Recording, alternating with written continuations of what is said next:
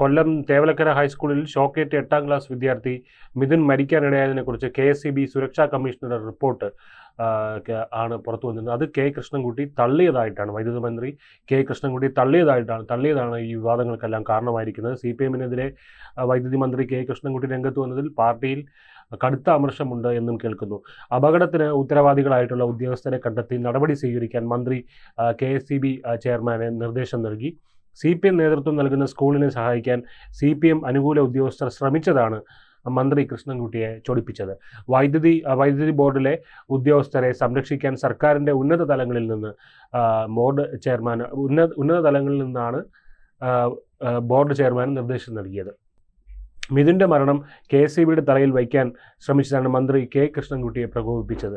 CPM നിയന്ത്രണത്തിലുള്ള school ആയതുകൊണ്ട് തന്നെ മാനേജ്മെൻറ്റിനെതിരെയാണ് ആരോപണങ്ങൾ തിരിയേണ്ടിയിരുന്നത്. എന്നാൽ സംഭവമുണ്ടായത് മുതൽ വൈദ്യുത ബോർഡിനെതിരെ ആക്ഷേപങ്ങൾ ഉയർന്നു. CPM മാനേജ്മെൻറ്റ് രംഗത്ത് നിന്നും നിഷ്ക്രമിക്കുന്നത് മന്ത്രി കൃഷ്ണൻകുട്ടിയുടെ ശ്രദ്ധയിൽ വന്നു.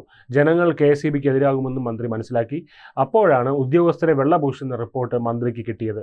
തേവലക്കര അപകടത്തിൽ വൈദ്യുത ബോർഡിന് വീഴ്ചയുണ്ടായെന്ന് പറയുന്നുണ്ടെങ്കിലും അതിന് ഉത്തരവാദികൾ ആര് എന്ന സുരക്ഷാ കമ്മീഷണറുടെ റിപ്പോർട്ടിൽ പറയുന്നേയില്ല. കൊല്ലം തേവലക്കര ഹൈസ്കൂളിൽ ഷോക്കേറ്റ് 8ാം ക്ലാസ് വിദ്യാർത്ഥി മിഥുൻ മരിക്കാൻ ഇടയായത് സിസ്റ്റത്തിൻ്റെ വീഴ്ച എന്നാണ് വൈദ്യുത ബോർഡിൻ്റെ സുരക്ഷാ കമ്മീഷണർ റിപ്പോർട്ടിൽ പറയുന്നത്. സ്കൂൾ വളപ്പിലൂടെ കവചിതമല്ലാത്ത വൈദ്യുതി ലൈൻ 9 വർഷമായി കടന്നു പോകുന്നത് തന്നെ സുരക്ഷാ വീഴ്ച തന്നെയാണത്. പക്ഷേ ഉത്തരവാദികൾ ആരെന്ന് ഈ റിപ്പോർട്ടിൽ പറയുന്നില്ല. ഉത്തരവാദികളെക്കുറിച്ച് പറയരുത് എന്ന നിർദ്ദേശം ഉണ്ടായിരിക്കുമല്ലോ. കൂടുതൽ വാർത്തകളും വിശേഷങ്ങളും നിങ്ങളിലേക്ക് എത്താൻ ABC മലയാളം സബ്സ്ക്രൈബ് ചെയ്യുക, ബെൽ ബട്ടണും അമർത്തുക.